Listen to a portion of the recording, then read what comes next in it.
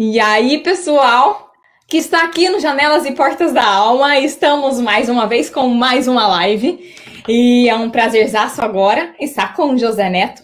Antes, para quem chegou aqui pela primeira vez, Janelas e Portas da Alma é um projeto da Import, a empresa que é destinada a falar e levar artistas por esse mundão aí afora, de Ângela de Oliveira e Marcelo Horta.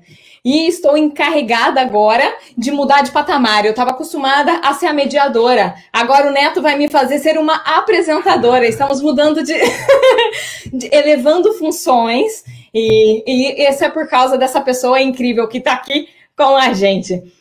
O nosso tema, como a gente sempre fala, dentro das Janelas e Portas da Alma, é falar de coisas positivas, porque foi um projeto que nasceu no momento de pandemia e que a galera entrou para dentro de si e a janela era o momento de colocar para fora, e com essas fotos maravilhosas, momentos maravilhosos que a gente passa desse momento que a gente está vivendo, bem difícil, e o foco é falar de coisas boas. Eu acho que não tinha coisa melhor do que trazer o Neto para falar de sucesso, sendo ele o técnico da seleção brasileira feminina de basquete, que ontem ganhou o prêmio peraí, que eu posso ser uma ótima apresentadora, mas eu sou uma péssima atriz. Melhor técnico da história do NBB, Novo Basquete Brasil. Bem-vindo, Neto. Paro de falar agora, é você. Boa noite, é um prazer aí estar falando com vocês. Vamos ver se a gente consegue hoje poder, mais do que eu falar, a gente bater um papo, a gente poder falar sobre esse momento, sobre as coisas que a gente aprendeu, né, durante todo esse momento que a gente viveu até agora, para que a gente pudesse usar nesse momento novo, né? É um momento novo que a gente está passando. Então, acho que é uma oportunidade interessante que a gente tem para que a gente possa trocar informações, né? Acho que a gente possa aprender um com o outro, porque acho que esse é um momento de aprendizado. Então, que a gente possa ter esse momento de aprendizado, né? Que a gente possa estar compartilhando experiências e que aí a gente possa ajudar o outro a ser melhor. E aí a gente acaba sendo melhor também com isso. Eu acho que esse é o foco, né? Eu acho que tá todo mundo acostumado a ver o Neto ali como técnico e ser coisas todas técnicas de basquete. E eu acho que também quando a gente chega apresentando quem você acha, você deve ter até aquele orgulhinho de falar, nossa, eu sou tudo isso mesmo. Mas aí eu te pergunto, a gente coloca rótulos, né? Quem é o Neto? Vamos começar do começo. Quem é o Neto? Joguei a mão pra você. Sabe que quando assim, tem esse tipo de apresentação é que a gente dá uma lembrada em tudo que a gente fez, né? Porque o nosso foco sempre é para frente, né? Tudo que a gente está querendo que aconteça, elas estão para frente. Então a gente, até porque no esporte é muito isso, né? As coisas que você conquistou, elas são importantes, acho que só para a gente tomar uma ducha de ânimo aí, de motivação. E o que a gente quer mesmo, o que a gente fica focado mesmo são as coisas para frente. E a gente fazendo uma analogia assim, com a vida, acho que tem que ser assim também, né? Se a gente ficar vivendo muito de passado, a gente deixa de focar nas coisas que podem estar na nossa frente e que a gente deixa passar. Então, acho que o esporte é uma das coisas que o esporte ensina, né? Que sempre me perguntava assim, qual que é o seu jogo mais importante? Eu sempre falo assim, é o próximo. Né, porque é o próximo que vai fazer também eu ter um pouco mais de experiência, mais de vivência, de saber lidar com as situações, e aquilo que a gente passou, ele só serve para preparar a gente para esse próximo passo. Então, acho que falar um pouquinho das coisas, eu não gosto muito assim, não é que eu não gosto, mas assim, eu prefiro, né, falar muito das coisas que vêm aí pela frente, e quando a gente escuta, assim, das coisas que a gente fez, dá aquela uma massageada no ego. Dá aquela massageadinha boa no ego. Caramba, como a gente é capaz de fazer algumas coisas, né? Porque serve para isso também, né? Para a gente ver também algumas capacidades que a gente tem, que às vezes a gente despreza, né? Principalmente num momento de dificuldade, a gente é meio que condicionado, né, a colocar às vezes o foco na limitação. E aí a gente fica um pouco perdido, assim, fica um pouco desesperado até. E a gente esquece um pouco da capacidade que a gente tem. Então, eu gosto muito de falar isso, né? Que as dificuldades que aparecem, elas tornam a gente mais forte, né? E se a gente lembrar das capacidades que a gente teve de superar algumas dificuldades que a gente já passou, elas talvez condicionem a gente a superar uma dificuldade que esteja acontecendo no momento e a gente consiga atingir um objetivo que a gente tem ali na frente. E acho que esse é o foco. Quando a gente falou de falar com você e falar do sucesso, é porque a gente te coloca no patamar de, na sua profissão, você chegou no topo. Então você é símbolo de sucesso. Mas o sucesso, ele é feito do caminhar e de pequenos fracassos. E é aquele momento que ninguém enxerga, aquele momento dos treinos diários, da luta diária, de acordar e ter vontade de pegar e fazer acontecer um dia a mais. E outra coisa que todo mundo esquece é, quanto mais alto você está, mais responsabilidade você tem. Então a gente já vai chegar e falar um pouquinho sobre isso e explicar para a galera que está acostumada com essa falso sucesso de caras e revistas e redes sociais assim, para a gente entender realmente com você que chegou onde chegou, o que realmente é esse sucesso, aonde ele está pautado. Mas a gente começa, eu acho que vale a pena falar, quando é que nasceu esse seu amor pelo esporte, né? E eu sei que você é formado na USP por Educação Física, a gente vai falando um pouco da sua carreira, e eu acho que o foco é mais esse, porque vamos falar de esporte do basquete na quadra, eu vi um monte de vídeo seu, tem muita gente falando muita coisa legal, a gente quer saber o seu caminho, da onde surgiu esse amor aí pelo esporte? Bom, eu sou do interior de São Paulo, né? Sou de Itapetininga, aí a cidade da Ângela. A gente que é do interior, a gente nunca perde. Eu também sou de Ribeirão Preto, sou porta-porteira. Tá vendo? A gente nunca perde o sotaque, né? Jamais porta-porteira, a gente tenta, mas não sai. É bom que ajuda a gente quando a gente vai falar inglês, né? A gente não tem tanta dificuldade, né, para falar. Nada, então ajuda um pouco. O foco positivo das coisas, sempre. Não, é raiz, eu também sou. Tô morando em Barcelona já faz 5 anos, mas é porta-porteira total, não tem jeito. Segue. Mira que bueno, me gusta mucho Espanha, me gusta mucho. Outra coisa, para quem não sabe, a gente já ficou batendo papo, olha, pra gente se conhecer, a gente bate papo antes no WhatsApp, a gente já soltou inglês, já soltou muito espanhol, ele tem um espanhol muito bom, e tá sendo, assim, esse momento eu só tenho que agradecer de verdade, Ângela e Marcelo, pela oportunidade de ganhar um novo amigo. Vai, fala aí. Então, eu sou de Itapetininga, e Itapetininga eu sempre tive muito...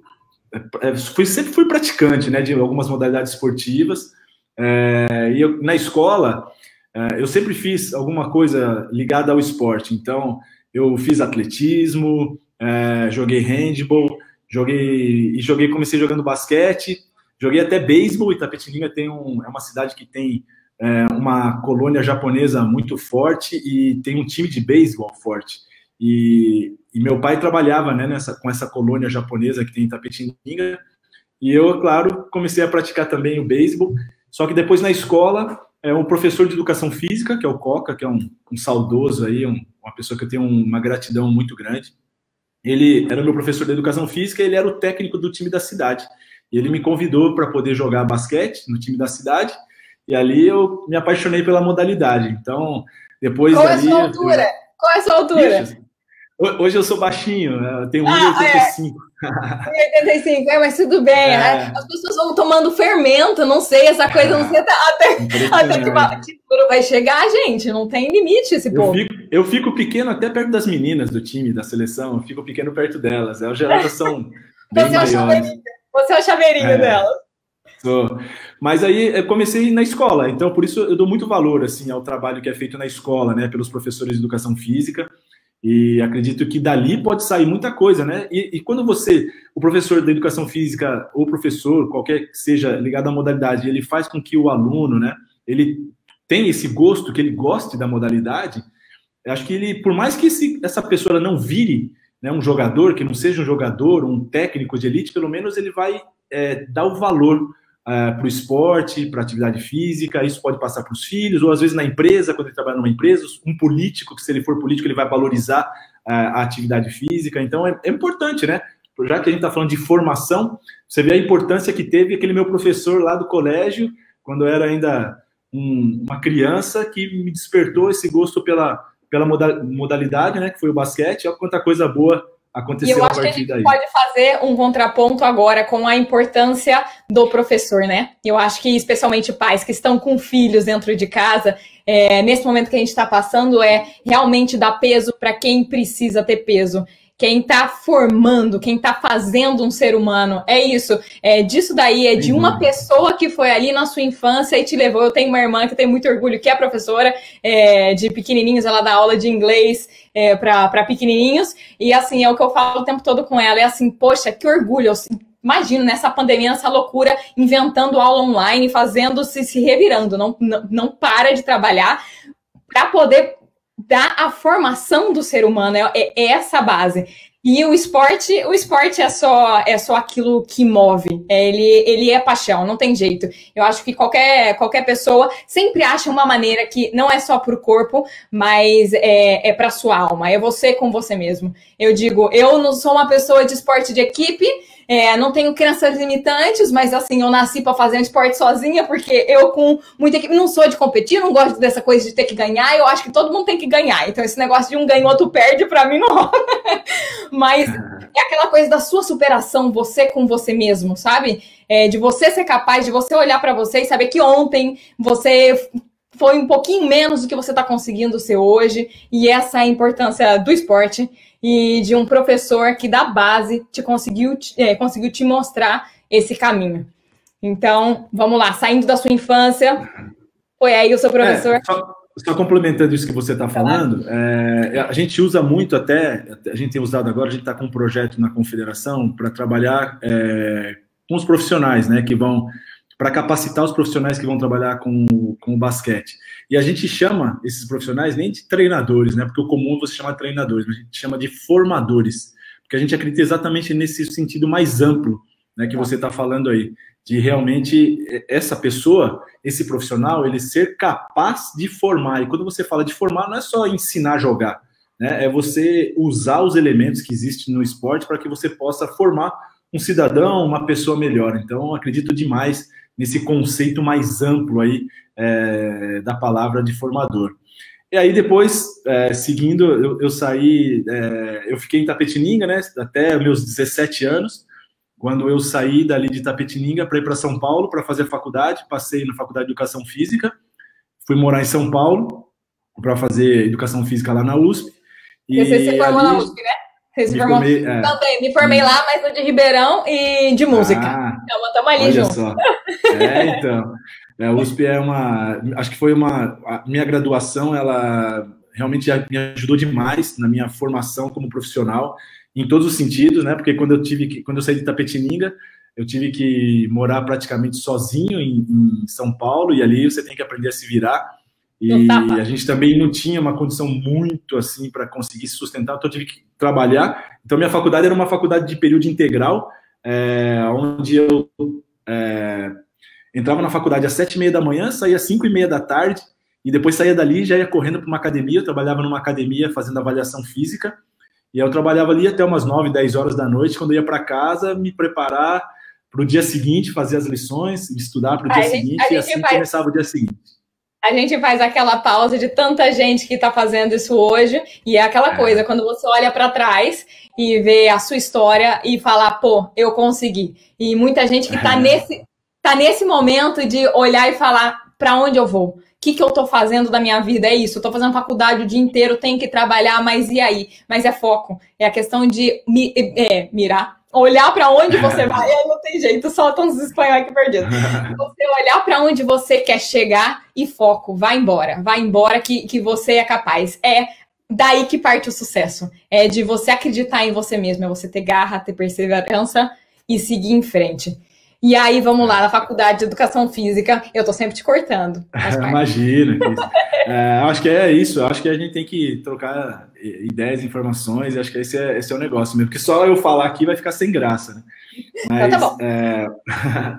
A gente vai aprendendo, né, no dia a dia, e a faculdade me capacitou muito, né, para eu poder começar a trabalhar. No meu último ano da faculdade, eu já ficava como monitor da disciplina, não era no trabalho, porque eu não recebia por isso, né? Eu era um monitor voluntário da disciplina de basquete, e o professor recebeu uma solicitação de um clube, que é o Clube Paulistano, em São Paulo, para indicar um aluno para ser um estagiário, para trabalhar como um assistente da escola de esportes do Clube Paulistano. e ele me indicou, eu fui para o Paulistano trabalhar com a escolinha, né, com uma formação, com mini basquete, e fiquei nesse clube por 16 anos. Passei por todas as categorias, comecei, como eu falei, na escolinha, né, com mini basquete, aí fui trabalhando com as categorias competitivas, e aí depois eu já passei para a equipe adulta, e ali a gente conseguiu fazer um trabalho bem bacana. Literalmente foi uma formação, desde o pequenininho. Você pegou o bebê e aprendeu, assim, do comecinho ao final. Eu acho que com cada sua etapa de aprendizado, de lição ali dentro, começar com os pequenininhos deve ser mágico.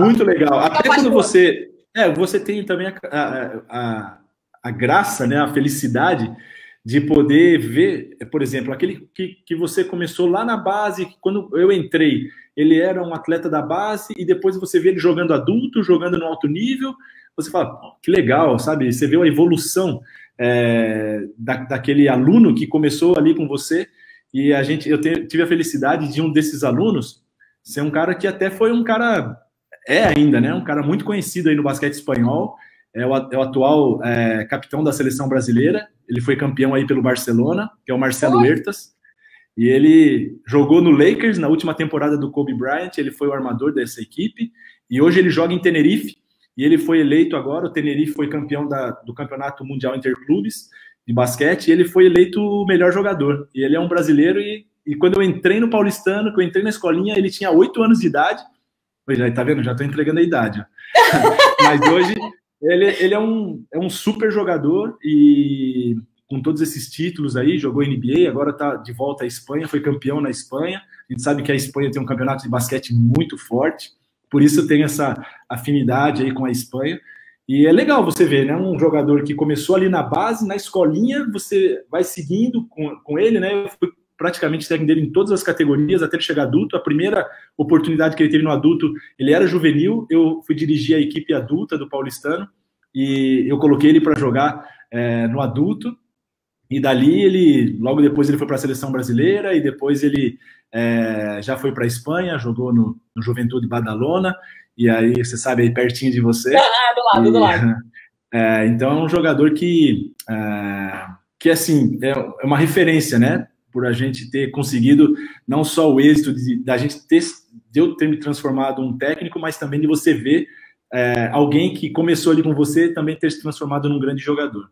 Exato. Mas e você começou desde o começo do basquete já como técnico? Você começou já coordenando, não como um jogador de basquete que se apaixonou e quis mudar de área. Você começou já... Eu joguei basquete de uma forma, vamos dizer assim, bem medíocre, assim, né? Porque eu joguei na minha cidade, jogava regionais, jogos abertos, a gente até chegou a jogar um campeonato da federação, por Itapetininga, mas aí quando eu fui para São Paulo, já fui para estudar, até fiz um teste no Corinthians, passei no teste, mas a USP em São Paulo fica na zona oeste e o Corinthians na zona leste, eu tinha que atravessar a cidade, isso aí era muito difícil, eu comecei a perder algumas disciplinas, e aí meu pai falou, não, você escolhe, você quer fazer uma coisa ou outra, as duas coisas você não está fazendo nenhuma nem outra bem.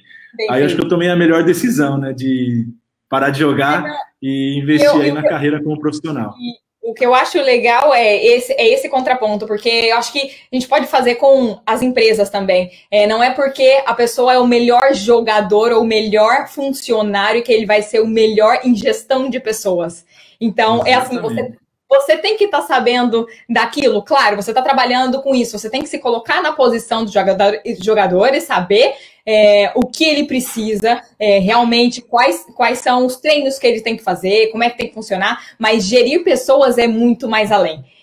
Do que simplesmente, lógico, não estou diminuindo nenhum atleta, pelo amor de Deus. A questão de, são funções diferentes, que tem que ser olhada de maneira diferente. Quando numa empresa se coloca uma pessoa que é muito boa naquela função para gerir pessoas, isso não quer dizer que vai funcionar. E eu acho Concordo 1000% com você. Essa é uma das coisas que a gente discute muito na formação do profissional, que tem muitos ex-jogadores que querem ser técnicos.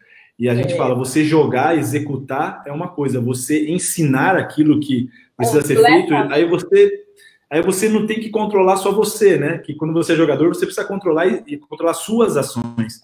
Agora você tem que controlar as suas ações e a ação de quem você quer ensinar, ou seja, essa gestão de pessoas. Até me pergunto muito, o que é um treinador para você? Para mim, eu dou algumas palestras corporativas e eu falo que o treinador ele é um gestor de pessoas, e a gestão de pessoas hoje ela é importantíssima em todos os âmbitos, né? Não só o âmbito de gestão propriamente dita, mas também em todos os âmbitos, o âmbito empresarial, o âmbito escolar, educacional, no âmbito esportivo. Então, na minha opinião, o treinador ele precisa saber, né, muito da modalidade, mas ele precisa saber muito mais da matéria-prima. Qual que é a matéria-prima? Sem isso não existe nada. É o jogador, é o aluno, aquele que está ali para receber informação. Então, é uma pessoa. Então, você precisa entender da sua matéria-prima, né? Senão não adianta nada. Então, você precisa entender de pessoas. Exato, não somos somente máquinas, né? Eu acho que esse é o mais difícil. Se você não está com a mente no lugar, como é que você vai fazer só o corpo funcionar? Não adianta. E eu acho que essa é a maior dificuldade. Eu acho que é uma dificuldade também que acho que você deve ter notado, não sei, eu acho, com relação a sair do feminino do masculino para o feminino. Eu acho que deve ter tido alguma coisa aí que mulheres temos hormônios diferentes, gente. Eu acho que você teve que aprender a lidar com muitas mulheres juntas, é meio complicado. São coisas que a gente vai aprendendo. Realmente é uma coisa que não estava dentro da minha rotina, né, do meu dia a dia, mas eu acho que é isso, né, a gente saber lidar com as diferenças. Isso faz parte também da capacidade do bom gestor, né, porque quando você trabalha com pessoas, independente do gênero, você tem que entender que uma pessoa ela é diferente da outra. Você não tem ali um grupo de máquinas que você programa e fala, agora todo mundo vai sentir isso, agora todo mundo vai reagir desse jeito, não é assim. Cada um tem uma reação, cada um tem uma maneira de agir, né, de sentir, e a gente tem que estar meio que sensível, né, a esse tipo de necessidade que o outro tem, para que aquilo que você tem como objetivo, como meta, ela consiga ser atingida, né? Então, quando me perguntam muito da diferença masculina e feminina, eu falo que é uma diferença como se eu mudasse de um time masculino. Às vezes eu trabalho numa equipe e de um ano para o outro, a equipe ela muda. Não só por eu mudar de equipe, mas também muda dentro da própria equipe. Muda um jogador, muda outro, você está acostumado a jogar de um jeito. Isso é independente do gênero, e você tem que adaptar aquilo que você tem como propósito e ajustar esse propósito, né, da outra pessoa, para que todo mundo fique na mesma página, como a gente fala. Então, esse talvez seja uma das missões mais difíceis, né? E quando a gente vai para o feminino, ainda tem mais um quesito físico, que quer queira ou não, independente da igualdade que a gente queira traçar, existe uma diferença física, que é hormonal, que é uma coisa que acontece, que você tem que saber como lidar com isso, né? Até um exemplo muito curioso, que a gente estava numa competição, agora, acho que foi pré-olímpico das Américas, em Argentina, e a gente fez o primeiro jogo contra os Estados Unidos, e os Estados Unidos é um time imbatível, né? Assim, imbatível até um certo ponto, mas é um time que é muito difícil de ser batido. E a gente jogou muito bem contra elas, assim, levando o jogo de igual para igual. Começou o último quarto, a gente 1 ponto na frente, num jogo que todo mundo falava assim, se você tomar de menos de 30, tá ótimo. E a gente fez um jogo muito bom, assim, contra elas. E no dia seguinte a gente não teve jogo, a gente teve um treino, e a gente, antes do treino, eu passei para elas um vídeo mostrando todas as coisas boas que a gente fez, deixando elas para cima, né? Porque a gente precisava ganhar no dia seguinte, que era contra a Colômbia. Para classificar, a gente precisava ganhar da Colômbia. E como a gente tinha jogado muito bem, eu quis valorizar tudo que elas fizeram. Aí eu passei um vídeo para elas, mostrei tudo de bom que a gente fez, tal, contra um grande time, campeão do mundo, né? Como é os Estados Unidos. E a gente foi pro treino. Quando chegou no treino, errava uma coisa, já xingava a outra, aí elas erravam um passe, já ficava irritada, aí começou, eu falei, nossa, gente, aí chamei todas elas e falei, gente, parece que eu mostrei um vídeo para vocês de um monte de coisa errada. O que está acontecendo? Vocês estão tudo nervosa, calma, tranquilo. Amanhã a gente precisa estar bem. Fica tranquilo, hoje vamos fazer. Fica com a cabeça boa, tal. Beleza. E quando eu chamo todo mundo, vem todo mundo mesmo. Vem a comissão técnica, vem todo mundo. E aí depois que elas saíram, a fisioterapeuta, que é uma mulher também que ela já é mais experiente, assim, já trabalha há muito tempo, né, com basquete feminino. Depois que ela saiu, que as meninas saíram, ela me chamou e falou assim, preciso falar uma coisa para você. Eu falei, não, pode falar. Ela falou assim, então, não sei se você sabe, mas dessas 12 que estão aqui, 7 elas estão no TPM, menstrual. Aí eu, pô, mas isso aí não estava na minha programação. Isso aí não estava na minha programação. Exato, então, esse daí, ó, tem que ser falado. Esse daí não tem como eu controlar. Daí eu falei, pô, você devia ter me falado antes. Eu falei, mas é que a gente não esperava também que elas fossem reagir assim. Ela falou, então vai mais tranquilo, assim, tenta não ficar tão irritado. Eu falei, não, tranquilo, agora que eu já sei, vamos lá. Só lembrar que eu tenho em casa também 2 mulheres e que também... E outra coisa que eu achei curioso é que ela me falou que quando você trabalha assim em grupo, existe uma tendência do grupo tá no período, assim, regular o ciclo para que elas fiquem juntas, assim. Eu falei, pô, mas aí também já é demais, né? Ela falou, é uma coisa fisiológica. Quando você trabalha em grupo de mulheres, assim, é normal, quando elas convivem todos os dias, é normal do ciclo se ajustar para que elas tenham mais ou menos o mesmo período. Que era uma coisa para mim que foi curiosa. E é uma coisa bem louca. É igual o relógio, quando você coloca um monte de relógio junto, chega uma hora que eles estão batendo na mesma batida. E aí a gente já vai para o mais profundo do universo. Tá vendo? A gente sempre aprende. Em relação a isso também, Pietra, é uma coisa que é bacana, assim, que me perguntam muito sobre as diferenças, né? E eu falo assim, como eu falei para você, como de um time para o outro, né? Às vezes com o masculino mesmo, que eu trabalhava, de um time para o outro, eles são diferentes. Então, e às vezes dentro do time, um é diferente do outro. Então, você tratar diferente um do outro não é ruim, é o certo, porque cada um tem uma reação. É equidade. A igualdade e a equidade. Você tem que tratar... O que eu acho que é errado não é você tratar diferente, porque eu acho que precisa para que você atinja, por exemplo, eu vou falar com você de um jeito e com a Angela eu vou falar de outro. Que às vezes vocês não têm, mas o propósito é o mesmo. O que eu não posso é permitir alguma coisa para você que para ela eu não permito. Porque aí não é tratar diferente, é tratar com diferença. Então aí já é ruim. Entendeu? E eu falava muito para os jogadores, né? Eu falo assim, a diferença que existe entre vocês dentro da quadra não tem praticamente essa diferença. Eu não posso permitir para um jogador mais velho que ele faça algumas coisas que o mais novo eu não permito. Isso aí eu não posso, entendeu? Porque senão você fica sem critérios. A diferença entre eles está no salário deles, que eles conseguiram já ter, com os êxitos que eles tiveram, já eles fazem essa diferença. Então, a diferença entre eles já está no salário, eles já conquistaram isso. Mas dentro da quadra, eu não posso permitir uma coisa para um que para o outro eu não permito.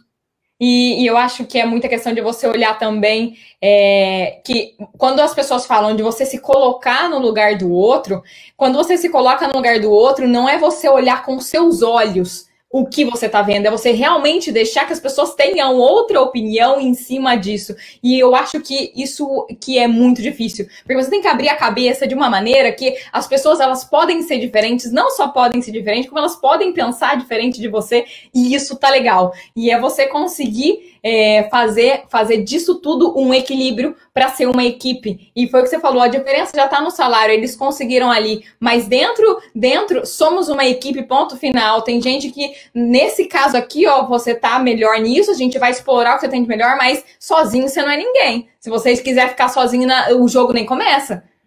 Exatamente, é isso mesmo. Sozinho, você quer... uma modalidade, ainda mais uma modalidade coletiva, né? Que o próprio nome já está dizendo, né? Modalidade coletiva. Você consegue um objetivo coletivo. Por isso que você tem que sempre trabalhar para que coloque todo mundo na mesma página, para que a gente esteja funcionando de uma maneira sincronizada, né?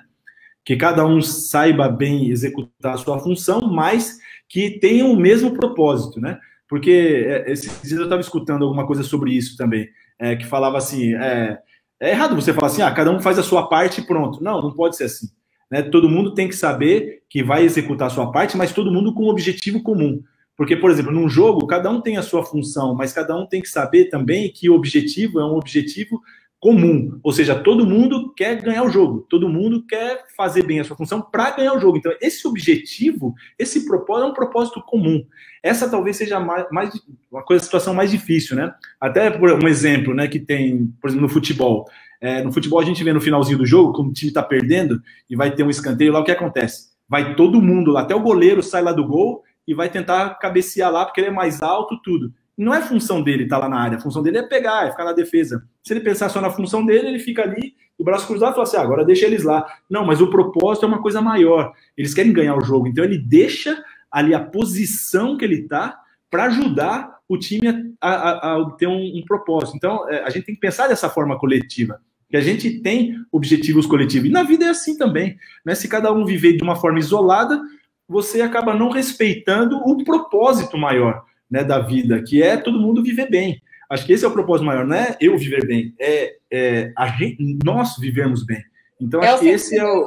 É o sentido de coletividade, eu acho que entra Exatamente. tão forte nesse momento que a gente está vivendo agora. Que assim, por exemplo, eu não tenho problema dentro de casa, que eu não tenho senhores, pessoas que têm um problema, que realmente tem um problema sério com o momento que a gente está passando, mas eu vou usar a máscara, vou respeitar as regras pelo outro. É a questão de você fazer, não por você, não, eu tô bem, ok, mas você pode fazer alguma coisa para o outro, é a sua responsabilidade. Então, olha só, Pietra, só te cortando um pouquinho, como a educação física, ela é uma coisa importante, como pode ser importante. Porque se você conscientiza as pessoas da importância de você fazer uma atividade física para você ser saudável, você vai dar valor à saúde, certo? Você valoriza. Você acaba transformando isso numa prioridade. E não é só prioridade quando você fica doente, fala, não, agora eu preciso fazer porque eu estou obeso, meu colesterol está alto, minha glicemia está alta, eu preciso fazer. Não. Você faz antes disso acontecer, né? Para que você sinta realmente que você está tendo uma vida saudável. E isso é importante você passar esses conceitos na escola, porque na escola ensina muito o quê? A ser inteligente de uma forma só mais pensando na matemática, no português, na biologia, tá? Parece que é só isso que você precisa ser inteligente. Agora, imagina você saber tudo isso e não ter saúde. Você vai usar isso aonde? É o que eu falo sempre, somos seres integrais. E assim, você é responsável por você. Depois você não pode se arrepender, porque você vai passar por aquilo que você plantou. Não adianta, é sua máquina, é seu templo. E a gente consegue arranjar muita desculpa, muito problema para não fazer pela gente. Gente... É porque você não transforma isso numa prioridade, né? Você não transforma, você é consciente, mas você não pratica isso, por isso nada substitui a ação, né? O falar é muito bonito, eu posso ficar aqui falando um monte de coisa sobre atividade física, tal, saio daqui, eu não vou lá, fumo um cigarro, depois eu vou aqui, fico dormindo, como doce pra caramba, gordura, como gordura, como um monte de coisa, e falo assim, não, quero ter uma vida saudável, vou pregar ter a vida saudável. Então, não é coerente, né, condizente aquilo, o discurso com a prática. Então, a melhor forma de comunicação, que eu acredito, é a atitude, é quando você ver aquilo que o outro está fazendo, né? Então, muitas pessoas me perguntam, como que você acha melhor, que curso eu posso fazer? Eu falei, o melhor curso que você pode fazer é você estar próximo da sua cidade, ver alguma equipe que trabalha com excelência e você ir lá e observar como ele trabalha. Esse é o melhor curso que tem, porque se você fizer algum curso só para escutar conceitos e tudo mais, e você não vê esses conceitos sendo aplicados, talvez você não aprenda, né? Então, é importante você ter isso, né? Outro dia, meu filho estava me falando para ele sobre prioridades, que é isso que a gente estava falando agora. Estava explicando para ele o que é prioridade. Como é que você explica para uma criança? Tudo bem, ele tem 12 anos, mas como você explica o que é prioridade? Se eu for muito no conceito da prioridade, eu não sei se ele vai entender. Aí eu falei para ele o seguinte, prioridade é quando você coloca alguma coisa à frente porque você acha aquilo importante. Então, eu falo para vocês o quê? Vocês são, aqui a minha família, vocês são as coisas mais importantes que eu tenho, não é isso? Como que eu falo que vocês são prioridades? Como que eu mostro isso para vocês? Estamos almoçando, aí de repente a gente comeu, aí fica ali um bife. Aí a gente vê e fala, e aí, será que eu vou comer? Não, eu pergunto para vocês. Vocês querem? Se você quiser, eu dou o bife para você. Por quê? Porque para mim você é prioridade. Então, eu deixo a minha vontade para colocar à frente aquilo que você quer, porque para mim vocês são prioridades. Quantas vezes você já viu acontecer isso? Muitas. Então, agora eu tenho certeza que se eu perguntar para ele o que é prioridade, ele vai entender. Porque ele já viu isso acontecer, entendeu? Então, eu acho que a melhor forma de você educar, de você formar, é através do exemplo, através da atitude. Eu acho que o discurso é muito bonito, mas se você não fizer, de nada serve.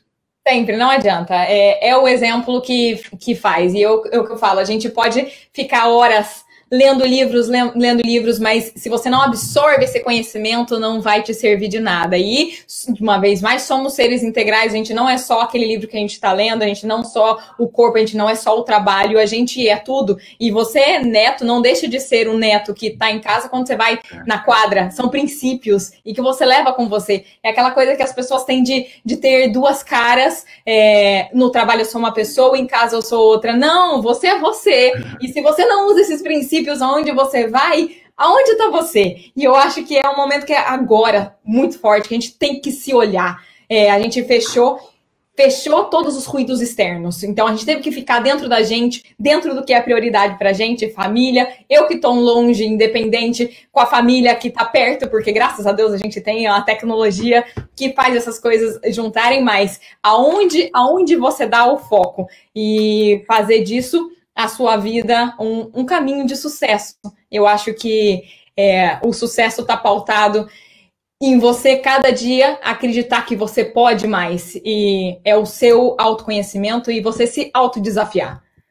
Essa é uma coisa que é bacana que você está falando. Eu gosto de ouvir muitos líderes, né? Eu também. Os líderes que eu considero, né? E um dos líderes que eu considero muito, até por ser muito correlacionado à minha área, é o Bernardinho. O Bernardinho é um cara que eu gosto muito de ouvir, até porque também ele lidera pelo exemplo. Então, como eu vejo que ele tem atitudes que são coerentes com aquilo que eu acredito, eu vou tentar entender um pouco mais como ele faz isso. Então, é uma pessoa que eu converso muito com ele, é um cara que eu, graças a Deus, tenho a possibilidade de poder conversar com ele, mas eu escuto muito as palestras dele, escuto as coisas que ele fala, né, aquilo que ele coloca como conceito. Uma coisa que ele falou que é bem interessante é o seguinte: hoje, a gente muitas vezes está no mesmo lugar, mas a gente não está conectado. Nós não estamos juntos. A gente não está conectado. Por exemplo, você vai em uma sala de um trabalho, você vê ali um monte de gente junto, mas ninguém está conectado com o outro, cada um está conectado no seu mundo. Então, por exemplo, essa distância que você fala, muitas vezes, né, ela é uma distância de quilômetros, mas essa não é uma distância de conexão. Então, você, por exemplo, pode estar longe da sua família, mas você está conectada com ela, está sabendo o que está acontecendo, está sentindo o que está acontecendo ali. Eu acho que isso é uma coisa que a gente pode usar agora, né? Hoje a gente, infelizmente, como não consegue ficar muito próximo, né? De uma pessoa, às vezes, que a gente quer estar próximo, ou de um lugar que a gente quer estar próximo, a gente pode estar conectado. Né, que quando acabar isso, a gente não vai estar, putz, não sei nem o que está acontecendo, não sei o que está surgindo aqui. Então, acho que a tecnologia, como você falou, ela permite isso, né, que a gente consiga, mesmo apesar da distância, a gente estar conectado. E eu acho que esse momento foi exatamente que a gente passou a olhar para o que é importante, porque se antes você podia sair e dar um abraço em que você quisesse, viajar, aqui está proibido, aqui está tudo fechado ainda, as fronteiras ainda estão fechadas, então mesmo se você quiser, você não consegue. Amigos que estavam em Barcelona, mas assim, pertinho de Barcelona, não poderiam vir aqui, então a gente ficou mesmo do lado, mais 3 meses, 2 meses e meio sem se ver. Então assim, você passa a dar valor ao que tem valor. E eu espero que todo mundo saia mais forte dessa pandemia. É isso, é olhar. É a palavra que você estava falando pro seu filho, é prioridade. O que é prioridade para você? Existem momentos de lazer, a internet está aí e ela pode... Eu acho que como qualquer coisa na vida, a gente está no momento de olhar o equilíbrio, é o ponto do meio. Tudo está sendo exacerbado, está tudo muito exagerado. Então o mal veio muito forte, especialmente a doença com essa pandemia e tudo mais, mas a gente também pode focar em tudo de bom que está saindo disso e depende do meu olhar. Eu sou observador que estou focando num lado ou no outro. A gente pode ser esponja ou a gente pode ser filtro. Aí a gente absorve tudo ou a gente filtra aquilo que a gente quer. Então, é isso. É como você olha a sua vida e para que lado você quer seguir. E que a gente possa sair muito mais forte disso, né? Eu acho que o equilíbrio é tudo. Você falou bem, eu acredito muito nisso aí. Não só equilíbrio, mas com uma consistência, né? Até mesmo no meio esportivo, eu uso muito esses exemplos, né? Às vezes, é muito melhor você ser consistente naquilo do que você ter um pico e depois cair. Aí depois tem outro pico e cai. É melhor você ser consistente. Num jogo, quanto mais... Eu acredito muito nisso, eu falo muito. A gente treina para isso. Para a gente jogar numa intensidade alta, mas a maior parte do tempo. Ou seja, que faz com que realmente você seja diferente, que você esteja realmente num nível melhor, é a sua consistência. Vamos lá, por exemplo, o tênis. O tênis, o número 1 e o número 100, eles fazem a mesma coisa. Eles têm um saque bom, eles têm uma direita boa, uma esquerda boa, eles têm um voleio bom. Por que o número 1 é o número 1 e o número 100 é o número 100? Porque o número 1, ele faz as coisas boas mais vezes que o número 100.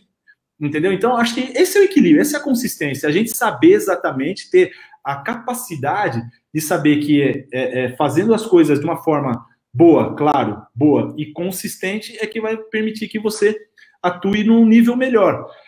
Eu acho que busca desse equilíbrio que a gente fica, né? E quando a gente fala muito de sucesso, até assim, eu não uso tanto essa palavra sucesso, né? Eu uso mais a palavra êxito. Por quê? Você fala, pô, mas êxito, sucesso é a mesma coisa. Eu explico, porque você vai entender muito bem por quê. Você escuta muito mais aí na Espanha essa palavra êxito do que você escutar sucesso. Né? Por quê? E eu escutava muito isso. A gente ia jogar muito contra equipes e sempre quando a gente jogava contra as equipes de língua espanhola, né, que aqui na América do Sul são quase todas, e Europa a gente jogava com Espanha, por exemplo, quando a gente ia cumprimentar no começo do jogo, normalmente aqui no Brasil você vai lá e fala boa sorte, bom jogo, boa sorte. E sempre quando eu ia cumprimentar essas, como a gente jogava muito aqui, Argentina, todo mundo, sempre falava êxito, êxito, êxito. E aí eu fui assistente de um grande técnico, né, que foi o Rubem Manhano, que foi me conta aí, por que faltou êxito? E eu perguntei para ele, falei assim, por que vocês falam êxito? Porque ele é um argentino, né? Então, eu perguntava para ele, por que vocês falam êxito? Daí ele falou assim, não, porque êxito é uma palavra que ela está linkada muito ao trabalho. Então, você trabalha e você tem o que vocês chamam de sucesso, mas seria o seu ótimo desempenho, mas tendo uma raiz do trabalho. Então, o êxito, ele está linkado ao trabalho. Então, eu comecei a usar mais essa palavra êxito, né? Porque o êxito, para você conseguir ter esse sucesso, você precisa do trabalho. E se você fala só o sucesso, muitas vezes não está muito linkado ao trabalho. Por exemplo, não desmerecendo nada do Grande Hermano, né? Do Big Brother. Mas, por exemplo, tem muita gente que entra lá e tem sucesso, né? Ele fica famoso, tem sucesso. Mas tem o que ele fez para ele? Só entrou. Tem fama, exatamente. Entendeu? Exato. Então, isso não está linkado ao trabalho. Né? Agora, quando você trabalha e você consegue atingir um objetivo, você tem êxito. Então, eu linko muito essa palavra ao êxito, né? Eu acho que porque a palavra sucesso, ela está realmente disseminada com outras conotações. E realmente, o êxito, ele te para olhar de outra maneira. Eu falo igual ouvir e escutar. Você pode escutar e que você é introspectivo, você entende. E você ouve, é pelo ouvido ali, ó, só o aparelhinho que tá ali e passou. Quando você escuta, você absorve. Listen here, né? Listen here. Exatamente. Essa diferença. Exatamente, completamente diferente. Peraí, eu vou falar com o pessoal que tá aqui. Gente, se vocês quiserem... Alguém mandou aqui, gente, José Neto, quer vir aqui tomar um café da tarde? Estão adorando você. Vamos lá, só convidar. A prática sempre está acima da palavra, o exemplo vivo arrasta. Então, quem quiser fazer alguma pergunta, gente, manda aí a pergunta que a gente passa para cá. Bom, alguém falou, você sai do interior, mas o interior não sai de tudo. Realmente, o interior não sai, estamos sempre nele. E, vamos lá, a gente parou no... Até uma coisa bacana, assim, Pietro, até o médico, o doutor aqui do Flamengo, ele falava, que é uma coisa que até uso também nas palestras. Ele fala assim, caramba, quando a gente ganhou, né, pô, a gente ganhou 1, 2, 3, 4 seguidas. Daí fala, caramba, é difícil a gente conseguir isso, né? Então ele falava assim, pô, é difícil chegar aí, mas é muito mais difícil chegar aí saindo da onde a gente saiu. Né? É difícil a gente chegar nesse lugar, mas é muito mais difícil você chegar saindo de onde a gente saiu. Então, a gente olhando por lá na nossa origem, né, da onde tudo que a gente teve que fazer para chegar nesse lugar, putz, é uma coisa que torna muito mais valioso, né, tudo aquilo que a gente fez. Então, aquela coisa que ninguém olha. O mais difícil, o jogo, ele é o quê? Quantas vezes por mês que acontece? Ou, não sei, o treino ele é diário. É aquela parte todo dia. De acordar e da dor e de esquece, só pega, vai, faz e acontece. Isso é uma coisa importante de falar também, que muita gente que fica querendo arrumar uma motivação para fazer, né? Não, qual que é a minha motivação? Porque eu preciso de uma motivação para fazer. Isso não é motivação, isso é disciplina. É diferente. É disciplina. O que faz você chegar mais próximo do êxito é a sua disciplina. Porque se você é disciplinado, muitas vezes você sabe o que você precisa, você sabe o que você quer atingir. Só que você muitas vezes não está motivado, mas mesmo assim você vai. Quantas vezes você não acorda e fala, putz, eu tenho que treinar. Você não quer treinar, você não está motivado para treinar, mas mesmo assim você vai. Você é disciplinado. Então isso favorece você ter esse êxito, né? E muitas vezes você, no meio dessa sua ação, né, de você ir, mesmo sem você querer, você consegue se motivar. Então, a motivação é uma coisa muito você não pode ter essa motivação extrínseca, né? Você não pode esperar que alguém te motive. A motivação tem que vir de dentro, tem que ser uma coisa que você causa essa motivação.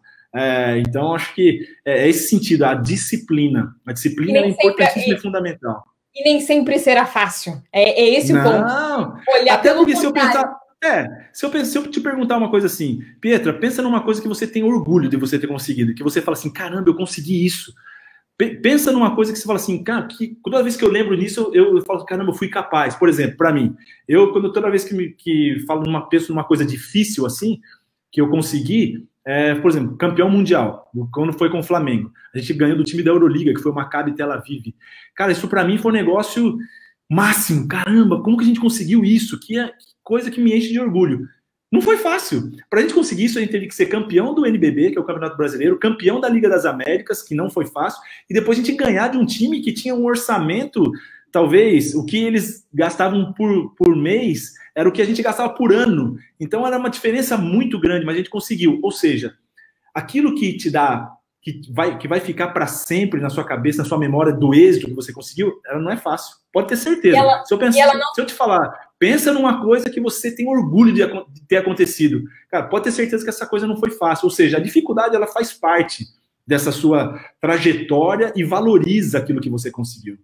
E aquela coisa que ela não tem preço, ela tem valor, é diferente. Exatamente. Você não coloca moeda nisso. E as pessoas focam muito em sucesso, em ter êxito profissional. Sim, essa é uma faceta do sucesso, que pode ser um êxito, porque foi o seu trabalho. Tem gente que já nasceu com dinheiro, mas as dificuldades serão em outras coisas. E o sucesso eu não ter condições. Às vezes você conseguiu dinheiro e comprou o carro mais caro que você podia comprar, mas o seu sucesso, a sua felicidade pessoal não foi igual àquele fusquinha que você pagou a cada centavo do seu trabalho é isso. Sei lá, de coordenador lá, da academia, de personal e tudo mais. Você conseguir olhar para as coisas com os olhos de sucesso, que é o seu levantar, fazer acontecer, porque os momentos grandes de êxitos da vida, esses assim, que você para e olha e fala, puta, que orgulho, eu consegui chegar. Esses são pontuais. E aí, o que realmente importa é o todo dia levantar, fazer acontecer e conseguir encontrar felicidade dentro de cada momentinho dele. É aquela coisa... Eu falei na live passada da felicidade, que eu falei, é a questão da gratidão. É a questão de você realmente agradecer. Hoje eu posso de novo. O dia, ele escurece, mas ele amanhece de novo. Às vezes ontem não foi bom. O que eu aprendi ontem? O que é que eu vou conseguir fazer melhor para hoje ser diferente de ontem? E usar o passado como uma alavanca. É uma alavanca para você saber aonde você quer chegar no futuro e focar no futuro. E não ficar vivendo do passado. O passado, ele tá ali para esses momentos, de você olhar para trás e falar, puta, se eu conseguir isso, vamos para frente que eu consigo outra coisa. Então, perguntando aqui, como passar disciplina para jovens? Fale sobre a dificuldade de lidar com jovens. Bom, não é fácil. Sem dúvida nenhuma, não é fácil. É por isso que a gente fala que... porque os valores são diferentes, né? Quando você vai explicar alguma coisa para alguém que entende o valor e tem os mesmos valores que você, é mais fácil. Agora a gente vê que os valores hoje eles são outros, né? As necessidades são outras. Então, muitas coisas que têm um valor para mim, talvez para ele não tenha. Hoje em dia, por exemplo, a gente vê que num joguinho aí, você morre, você dá um reset e volta de novo e vamos lá. Acho que ficou um pouco dessa ideia, né, de que, tudo bem, se não deu certo, a gente vai lá tranquilo, vamos lá dar um Ctrl-Alt-Del aí, a gente começa tudo de novo. Mas parece que perdeu o valor, né, das coisas. Então, eu acredito que a melhor forma de você passar essa disciplina, ensinar essa disciplina, é primeiro conscientizando da necessidade. Se ele entende que é necessário ele fazer determinada coisa para que ele consiga atingir o propósito, fica mais fácil. A primeira coisa é tentar fazer com que ele identifique um propósito. Hoje tem muita gente que não sabe nem o que está acontecendo, não sabe para que está fazendo as coisas, não tem um propósito, não tem um algo maior. Então, como que você vai conseguir ser disciplinado se você não tem um algo maior? Eu dou um exemplo bem prático. Eu tinha um jogador ele era um jogador que não era tão disciplinado. E ele tinha um potencial incrível, assim. E aí eu perguntei, um jovem, para ele, chamei outro dia ele, porque assim, um dia ele treinava, outro dia ele faltava, outro dia ele não ia fazer as coisas bem. Aí eu chamei ele e falei assim, vem cá, o que você pretende, assim? Aí ele falou assim, eu quero jogar... Ele era juvenil ainda, falou, eu quero jogar adulto aí num time bom. Pra você ver o propósito dele como era muito baixo. Eu falei, cara, mas isso é muito pouco pra você não acha? Você acha que isso é o máximo? Então, quer dizer, se você jogar num time adulto bom, pra você tá bom. Por exemplo, você já tá jogando, eu era técnico do Flamengo. Eu falei, você já tá no Flamengo, cara, é um dos melhores times do Brasil. Você tá contente já? Já atingiu o seu propósito? Não, não. Eu quero jogar num nível maior, assim, numa seleção. Falei, pô, legal, já melhorou. Mas você acha que é isso mesmo? Você chegando na seleção, então quer dizer que se a próxima convocação você for convocado, tá tudo bem para você? Já atingiu seu objetivo com 18 anos? Ele, não, eu quero jogar fora do Brasil. Se chamarem para jogar ali não desmerecendo, mas se você jogar no Paraguai, tá bom para você? Tá fora do Brasil. Dele. Você entendeu? Então a gente foi cavando para ele entender um propósito dele. Aí até que ele falou assim, não, eu quero jogar na NBA. Por quê? Na NBA a gente considera que é um pouco. Eu falei, beleza, aí ótimo. Eu acho também que você tem que querer isso. Eu acho que você tem que querer o máximo. Ok. Agora me fala uma coisa. O que você está fazendo para você chegar mais perto desse propósito? Pensa todos os dias o que você está fazendo para dar um passo para estar mais próximo. Então vamos fazer o seguinte. Para a tal da disciplina. Exatamente aí, ó. Isso é ser disciplinado. Eu falei para ele, vamos fazer o seguinte, vamos fazer um exercício. Eu falei para ele, você todo dia, você vai lá, pega um papel em branco, escreve o que você quer, que é você chegar na NBA, e depois chega no final do dia, eu quero que você olhe para aquele papel e pense, hoje eu fiz isso. Se você acha que isso que você fez durante o dia te deixou mais próximo desse objetivo, beleza. Agora, se chegar uns 2, 3 dias que você olhou e falou, caramba, hoje eu faltei do treino. Putz, hoje eu comi errado. Putz, hoje eu não fiz o que eu tinha que fazer no meu melhor. Entendeu? Você está vendo que você está ficando mais longe disso? Você está errado. Ou então você tem que mudar o seu propósito, porque as coisas são incompatíveis. Entendeu? E eu falei, isso é todo dia. Isso é todo dia, é a rotina. Então, você criar hábitos, né? Até eu vi um livro muito legal, que é O Poder do Hábito, ele até fala o seguinte, o hábito, você uma vez que você tem um hábito, você não apaga esse hábito. Você tem que criar um outro hábito para que ele sobressaia sobre aquele hábito ruim. Então, se você tem um hábito ruim, você precisa criar um hábito bom, e esse hábito bom tem que ser mais vezes executado para que ele sobressaia, para que ele fique acima desse hábito ruim. E aí sim, porque o hábito ruim ele vai ficar, por exemplo, quem fuma, quem bebe e quer parar de fazer isso, né? Ele vai criar algum outro hábito que ele vai sobressair isso aqui, mas ele está ali. O dia que ele pegar um cigarro ou pegar uma bebida e beber, ele vai voltar. Fala assim, putz, voltou aquele vício que ele tinha. Então, é isso que a gente tem que exercitar. Por isso que o treino diário, o treino dia a dia, é importante para que você atinja seu objetivo, para que você tenha o seu propósito. Então, é você treinar coerente ao seu... Porque quando a gente treina, é a mesma coisa da vida, né? O treino dia a dia, você tem que treinar coisas que você vai usar no jogo e que vai facilitar você atingir seu objetivo. Na vida é a mesma coisa, você tem que fazer as coisas no dia a dia que vão te facilitar, que vão dar oportunidade, propiciar que você atinja seu objetivo de vida. Então, acho que são dessa maneira que você tem que trabalhar com jovens, é você mostrando com atitudes e fazendo ele entender a necessidade de ele ter um hábito, uma rotina saudável. E eu acho que é muito a beleza do esporte também. É de ter aquela questão de dentro, para jovens, dentro do campo, dentro da quadra, dentro que eu fiz boxe e Muay Thai, dentro do ringue ali, quando a gente tá com os nossos treinadores, é uma família mesmo, e tem uma questão de hierarquia, de respeito, as pessoas entendem, compreendem, e baixam a cabeça a hora que fala. Então eu acho que é aquela coisa, a gente leva pro dia a dia. O pai, ele vai ser sempre o pai, a mãe vai ser sempre a mãe, ela tem uma ordem de prioridade ali. Eles não podem estar no patamar de amigo, eles podem ser amigos, mas eles não podem estar no patamar de amigo, eles são aqueles que te criaram e você merece respeito. E eu acho que é muita coisa que se perde na juventude de hoje. São valores que você está falando, que são valores que podem ser usados, que o esporte tem esses elementos e pode ser utilizado para a formação. Então, acho que é uma coisa que a gente tem que estar enfatizando na formação, no professor de educação física, lá na escola tem que enfatizar isso. Por exemplo, hoje a gente está passando por um momento super difícil, né? Mas ele exige de nós que a gente use alguns elementos que o esporte, quem já fez esporte ou quem teve um contato com o esporte, talvez tenha uma facilidade maior para suportar, para ter uma resiliência maior nesse momento, né? A própria resiliência que o esporte exige, você cumprir regras, né? Você cumprir regras, né? Você cumprir regras é uma coisa, você respeitar o adversário. Hoje a gente tem um adversário, se você não tiver respeito pelo adversário, você vai perder. Se eu sair não respeitar o vírus hoje o nosso adversário, claro que é o vírus. Hoje esse é o nosso maior adversário. Se a gente não respeitar o vírus, eu não vou cumprir algumas regras, vou sair de lá e vou ficar infectado.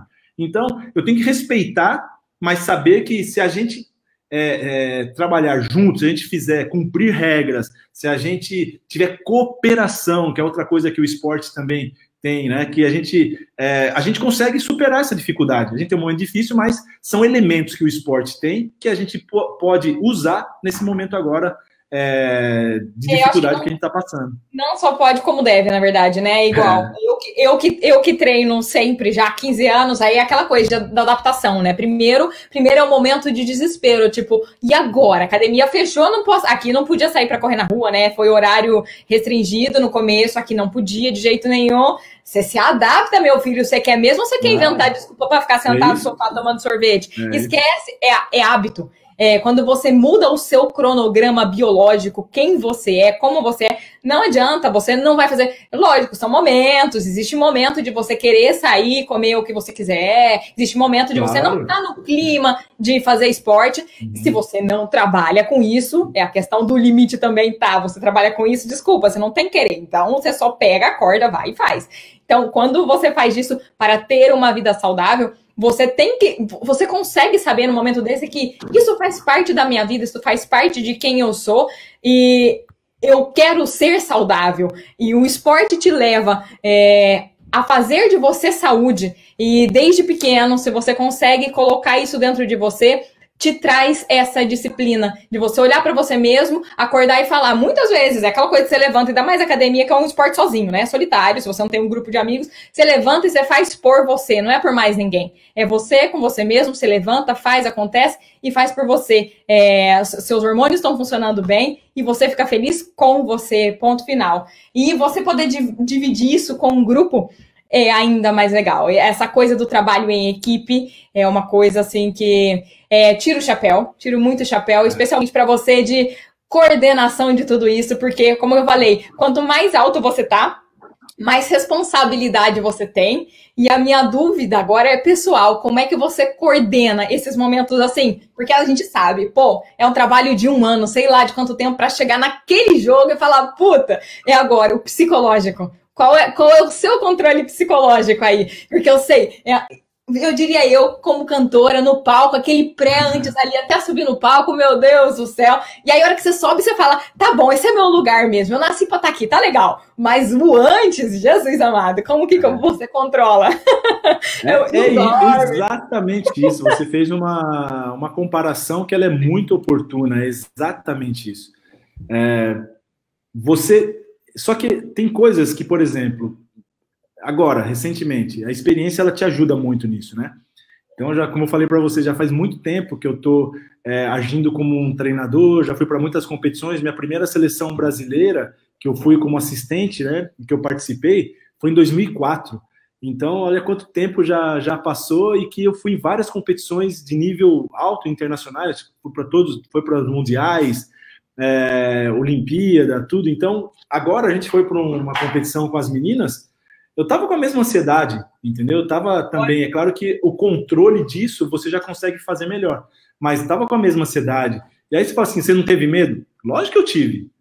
Se eu falar que eu não tive, é mentira, né? Lógico que eu tive, só que o vencedor e o perdedor, essas pessoas, eles também têm medo. Os dois têm medo. Qual que é a diferença de um com o outro? O vencedor, ele usa o medo como um estímulo. Ele pega o medo e fala assim, cara, tá aqui, eu sei, você tá aqui, beleza, fica aqui comigo que você vai ver as coisas que eu vou fazer, mesmo você estando aqui do lado. Já o perdedor, ele olha pro medo e paralisa, então ele não consegue agir, ele não consegue fazer as coisas. Então, o medo, ele tá nos dois. É a maneira como você lida com essa situação que é lógico que é melhor. como fazer? A experiência. A experiência. O dia a dia vai te capacitando para lidar melhor com isso. E você perder a ansiedade é aquela coisa, quando você perde aquele gostinho ali é porque já não tá mais fazendo, não tá fazendo mais o efeito que tem que tá fazendo dentro de você. Porque a hora que você perde é porque já não faz mais sentido, tipo, é água morna, não tem água morna. É quando você vive alguma coisa com garra, com paixão. E se você não tem esses dois dentro da sua vida, seja profissional ou seja no dia a dia, mesmo muita gente que não consegue ter a possibilidade de trabalhar com o que ama e conseguir unir uma coisa com a outra aí, infelizmente, acontece muito, a gente tem que trabalhar para pagar conta, ponto final, mas é você achar essa outra válvula de escape, de ter aquele friozinho na barriga para pegar, poder fazer acontecer e ser feliz, independente de onde você tá, saber que tudo bem, isso daqui paga minhas contas, mas isso daqui me faz feliz, eu sou uma pessoa completa porque eu tenho que pagar as contas e eu tenho que ser feliz, e é o ressignificar, né? Você dá outro foco para aquilo que está acontecendo na sua vida. Tem uma perguntinha aqui. Você falando só sobre essa água morna, você me fez lembrar de um treinador, ele falava, água morna, ela não serve para nada. Ela não mata a sede nem faz café, né? Então, água morna... Minha mãe, ela fala, olha, eu detesto, você tem uma criação bem feita, minha mãe com as 3 mulheres, você estava falando de você com as suas 2 em casa, meu pai, nós somos 4 e ainda tinha 2 cachorras, imagina. Naquele período ali, ó, ele falava, gente, junta todo mundo, fica junto. Preciso bater um papo com seu pai, então. Exato, exatamente, ó. Esse tem experiência com mulheres, mas meu pai trabalhava viajando, minha mãe estava em casa fazendo a parte da educação. Então, um trabalhando, o outro... E assim, realmente eu tenho muito orgulho desse ser que criou a gente, serzinho maravilhoso. Perguntinhas, vamos para as pessoas que estão aqui. O trabalho com um atleta de rendimento exige dele que se afaste da família e vá para alojamento de treinos? Pode falar sobre isso? Qual idade você acha que isso possa melhor acontecer? Com relação a... pode falar. Você tem que respeitar, por isso que é importante o formador, né, ele ter essa capacidade também, o conhecimento de saber, ter o conhecimento da idade, né? Da cronologia, da biologia da idade, do que é capaz ou não. Hoje a gente vê tudo pode, né? E a gente trata muitas vezes o adulto como uma aliás, a criança como um mini adulto. Então, a gente vê muito isso. Por exemplo, no mini basquete, eles querem fazer as coisas que um adulto faz de uma forma reduzida. Não é isso. Você precisa formar, você precisa colocar valores ali que é necessário naquele momento. Então, é muito importante você entender o que a idade ela necessita. Então, por isso que no curso de Educação Física você aprende isso. Você aprende o desenvolvimento motor. Você aprende capacidades e habilidades. O que em cada faixa etária, a criança, o adolescente, o adulto, eles são capazes de fazer. E você trabalha em cima disso.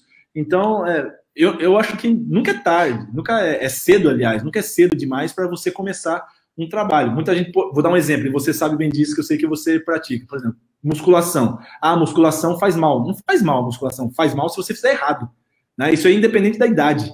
Né? Então, se você fizer alguns exercícios, alguns movimentos de musculação, que é o que é musculação? É você trabalhar o músculo. Se você fizer com o peso do seu próprio corpo, isso não vai te fazer mal, se você respeitar o limite do seu corpo. Então, nunca é cedo demais para que você consiga formar alguém, que você consiga já trabalhar. Então, por exemplo, mesmo na Espanha, eu gosto da Espanha porque a Espanha já tem um trabalho muito desenvolvido com basquete.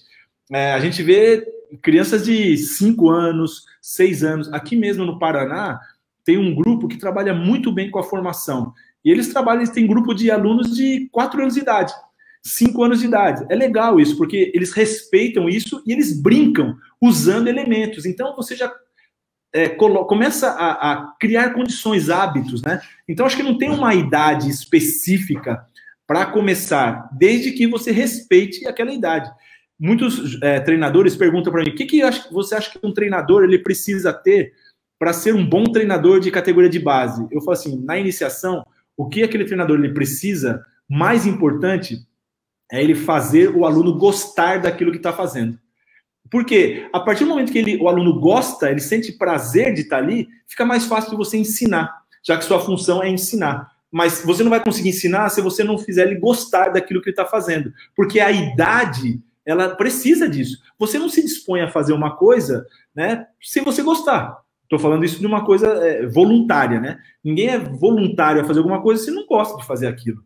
Né? Então ele tem que ver ali um prazer para fazer. Então acho que a maior função que um treinador de categoria de base, ou mesmo no colégio, ele fazer o aluno gostar daquilo que está fazendo. Depois disso, é lógico, ele ter o conhecimento, saber o que é necessário para cada faixa etária e trabalhar com esses conteúdos. Eu acho que a gente coloca em xeque as escolas, o modelo que a gente tem hoje. Eu lembro o modelo de faculdade, quantas coisas eu estudei na escola ali, ó, foi para fazer a prova, sair da prova, meu filho, saiu da minha cabeça, foi junto, tudo que eu tinha ficou ali, ó, e eu sempre fui completamente CDF, de nunca ter ficado em uma recuperação na vida, em nenhum lugar da vida, mas é assim, esquece, eu não aprendi, eu não apreendi o conhecimento, ele passou por mim. E é isso que você tem que fazer. Se você desperta uma paixão, é aquele momento que a pessoa vai sozinha, ela vai atrás, ela quer saber, ela se interna nesse mundo. E é isso, a questão da disciplina. Às vezes as pessoas falam, nossa, você ficou noiada insuportável com isso. Mas é aquele todo dia ali que vai fazer a pessoa refinar e chegar no nível de excelência que ela quer chegar, né? Não é nem que ela tem que chegar, mas que ela quer chegar. Deixa eu ver, o que mais? Estamos já com 1h05 de live.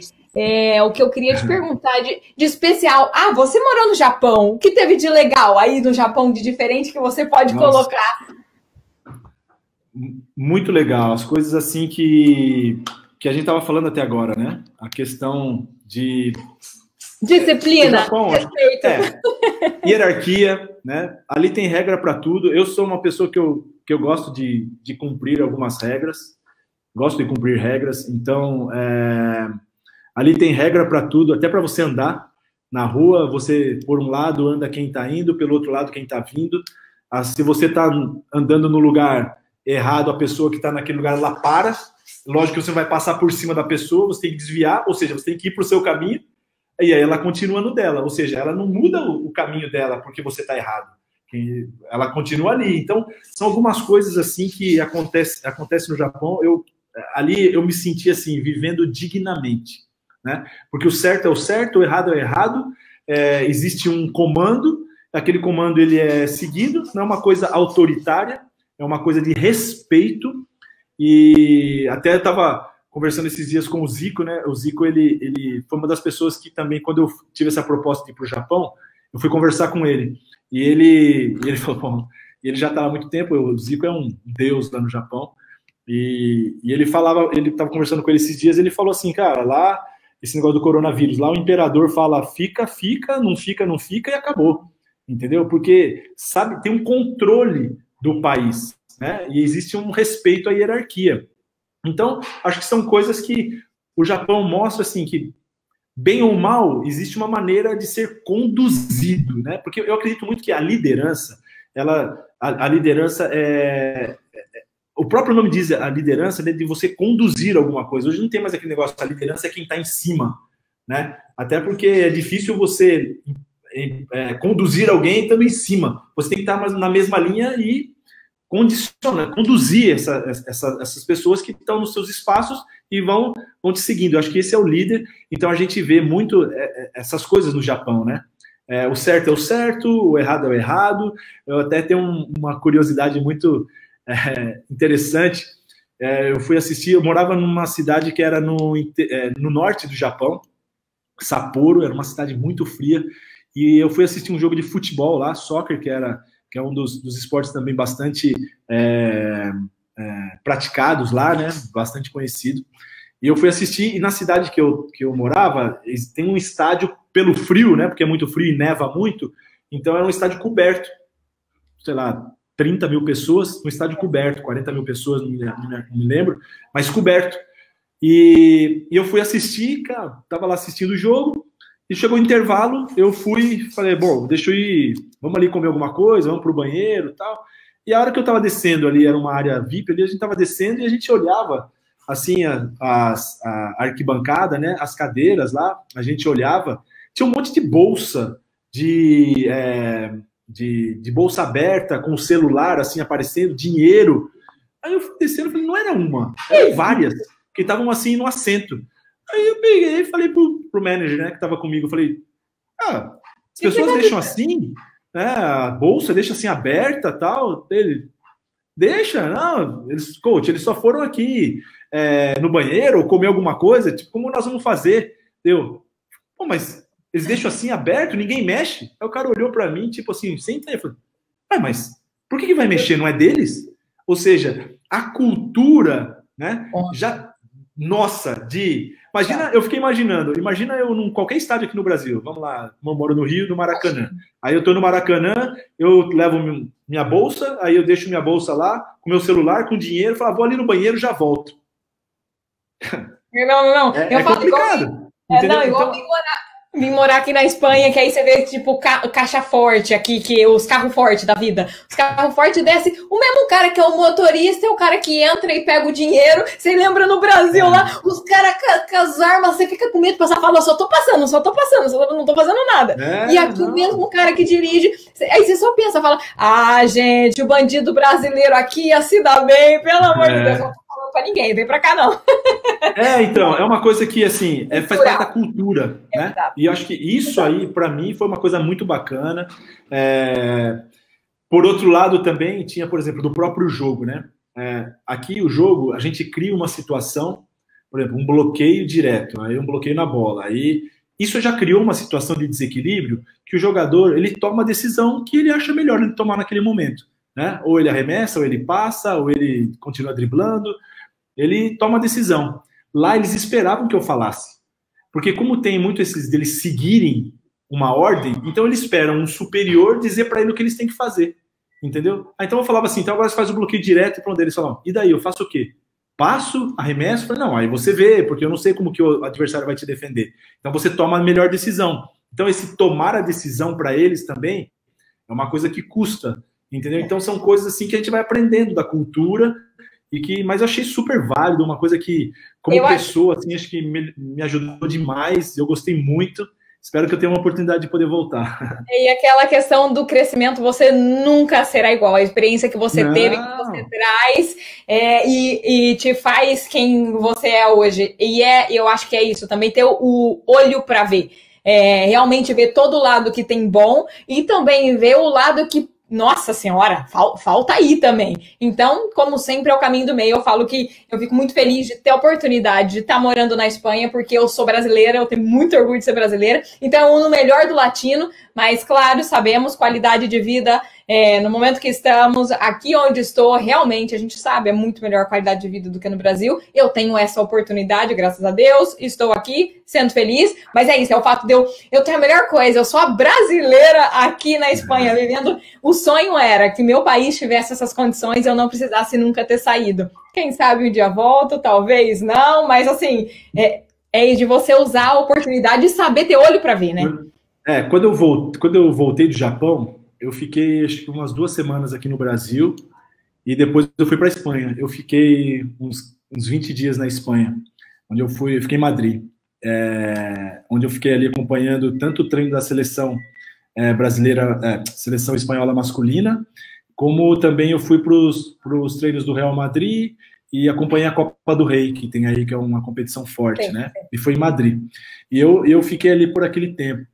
Mesmo assim, eu estando na Europa e na Espanha, eu já vi uma diferença muito grande entre o Japão, que eu estava habituado, com a Europa. Já são outros costumes, já são outros valores, diferente mesmo, até a própria hierarquia, as possibilidades, né, que tem. Então a gente já vê um choque assim de cultura, mesmo num país tão desenvolvido como a Espanha.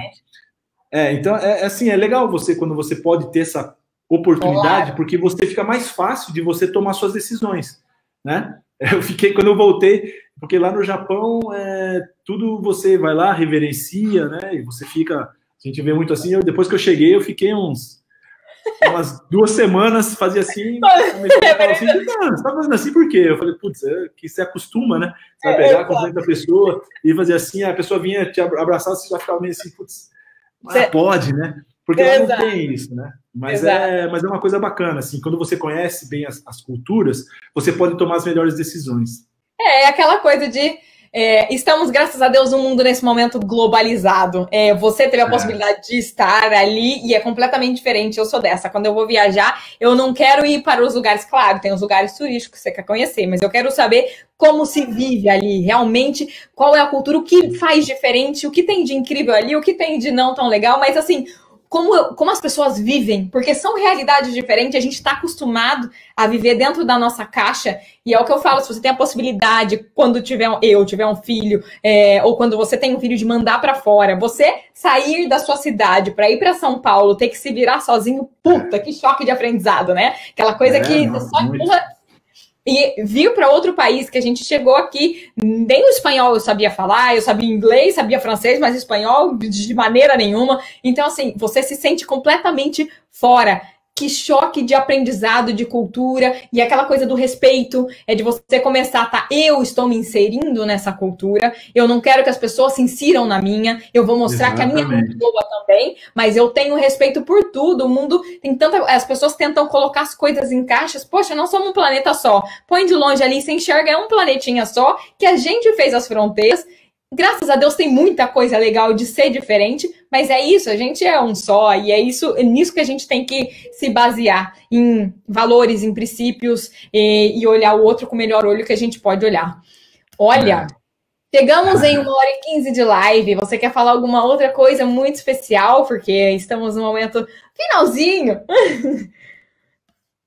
Tem alguma coisa especial que você quer deixar? Bom, eu ia perguntar como você mede os resultados, tanto nas quadras quanto nas adversidades da vida, porque, como eu disse, somos seres integrais. O que você faz dentro da quadra é quem é você, e é o que a gente está falando desde o começo, são princípios, são bases. Você falou uma coisa muito interessante, que eu gosto bastante de falar também. Às vezes a gente acha que o resultado ele define quem você é, mas na verdade não é isso, né? Um resultado, de você ganhar ou perder, não define quem você é. O processo que define quem você é, né? Aquilo que você faz para você atingir um resultado é que pode fazer você ser melhor ou não. Então, muitas vezes as pessoas elas se frustram e são frustradas porque elas colocam toda a energia dela no resultado final e não no processo. Ela despreza muitas vezes as coisas boas que passaram por aquele caminho e valorizam só o resultado final. Então, muitas coisas boas aconteceram, já houveram transformações grandes, já se transformou em coisas muito boas, mas às vezes aquele resultado não era o resultado que você queria, então parece que foi tudo ruim, né? Isso não é só no esporte, isso é na vida, é relacionamento, né? Quantas vezes a gente não vê alguém, você faz, aí você faz uma coisinha que não foi da expectativa do outro, já parece que tá tudo ruim, já não serve mais para nada. Então, assim, a gente tem que aprender que e uma coisa que eu coloco muito para mim, e eu aprendi isso também sentindo, né? É que eu coloco uma meta assim, um objetivo assim. O lugar que eu passo, eu quero transformar esse lugar num lugar melhor do que quando eu estava. A pessoa que passa por mim, que eu tenho a oportunidade de trabalhar com essa pessoa, independente se ela é um atleta, se ela é um dirigente, se ela é um parceiro de comissão técnica, eu quero que essa pessoa, eu possa dar alguma coisa para que ela seja melhor. Se eu consigo fazer isso, putz, beleza. Se isso é suficiente para a gente atingir um resultado positivo, melhor ainda. Agora, com certeza eu vou ficar muito frustrado se eu sair e essa pessoa falar assim, cara, eu não aprendi nada, você não me acrescentou em nada, eu fiquei todo esse tempo com você, fiquei uma temporada com vocês que não me acrescentou em nada. Isso sim vai me fazer ficar assim, frustrado, entendeu? Porque eu acho que o objetivo não é você ganhar ou perder, é o que você faz para que você possa ganhar ou perder. Então, é aí que a gente tem que levar o trabalho, né? Focar no trabalho, não só no resultado. Então, é o foco do caminhar. Porque, por exemplo, agora, eu nunca tinha trabalhado com feminino, tinha trabalhado muito tempo, toda a minha vida só com equipes masculinas. E quando eu tive agora a oportunidade de trabalhar com o feminino, a gente começou um processo e 15 dias a gente foi jogar o Pan-Americano. E a gente ganhou o Pan-Americano, uma coisa que 28 anos o Brasil não ganhava. E a gente ganhou, foi medalha de ouro. Aí a gente jogou uma Copa América. Aí a Copa América tinha duas equipes fortíssimas que estavam com os seus melhores jogadores, que era Canadá e Estados Unidos. E a gente jogou muito bem com elas. A gente acabou perdendo, mas a gente ficou em terceiro da América. Ou seja, dentro de uma normalidade, né, o Brasil, na atualidade, não era para estar em terceiro. O Brasil não conseguiu ir para o último Mundial. E aí o Brasil fica em terceiro, medalha de bronze. Putz, já foi atrás de Canadá e Estados Unidos, que são os grandes. E aí foi gerando uma expectativa. Aí a gente foi para o Olímpico das Américas, na Argentina. E a Argentina era um time que tinha ido para o Mundial, o Brasil não foi.